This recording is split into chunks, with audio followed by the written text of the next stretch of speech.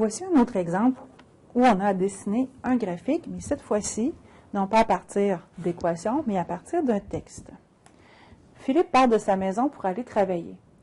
Il accélère pendant 1 minute pour atteindre la vitesse de 50 km/h, vitesse qu'il maintiendra pendant 4 minutes. Ensuite, il ralentit en 30 secondes et s'arrête 2 minutes à un feu rouge. Ensuite, il repart et atteint une vitesse de 70 km/h après 1 minute. Il poursuit son trajet à cette vitesse. Le graphique représente la vitesse de Philippe selon le temps. Bien important, on parle de la vitesse. On s'assure de bien identifier nos axes. X, c'est le temps en minutes. Y, c'est la vitesse en kilomètres-heure. Les indices qu'on a. Premièrement, il accélère, il part à 0, il n'y a aucune vitesse. Il accélère pendant 1 minute pour atteindre la vitesse de 50 km/h. À 1 minute, on devrait être rendu à une vitesse de 50 km/h. C'est donc qu'on aura un point à 1,50. La vitesse augmente comme ça, on part de 0,0 jusqu'à 1,50. Il va maintenir cette vitesse pendant 4 minutes. On a un intervalle de 1 à 5 minutes où la vitesse sera constante. Ensuite, il ralentit en 30 secondes et s'arrête 2 minutes à un feu rouge.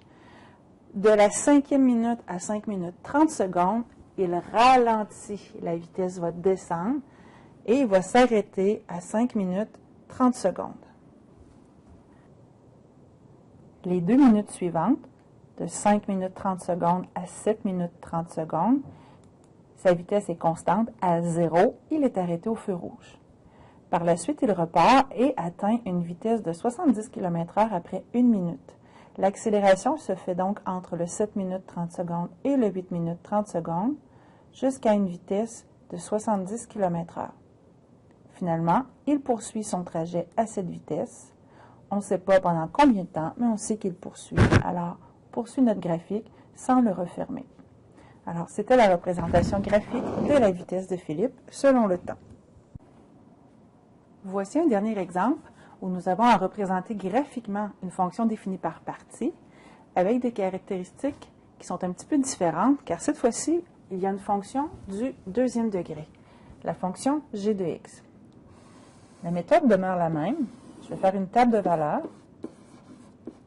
pour la fonction g1 de x qui a un domaine entre 0 et 2.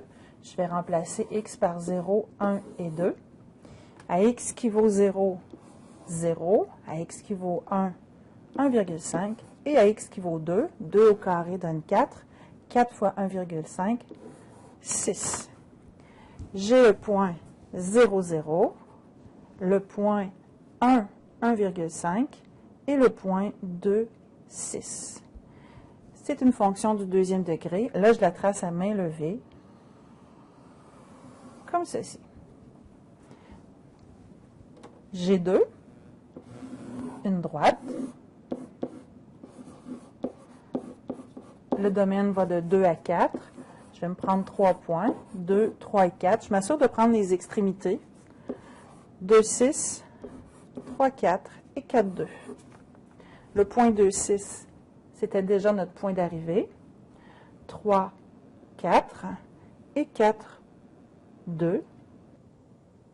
J'ai une droite du point 2, 6 jusqu'au point 4, 2. Pour terminer, la fonction g3 de x est toujours à 2. C'est une fonction constante qui va de 4 à plus l'infini, toujours pour y qui vaut 2. Alors, je ne referme pas la fonction, je la laisse poursuivre à l'infini. C'est un autre exemple de fonction définie par partie. On voit qu'on peut faire intervenir 3 types de fonctions différents.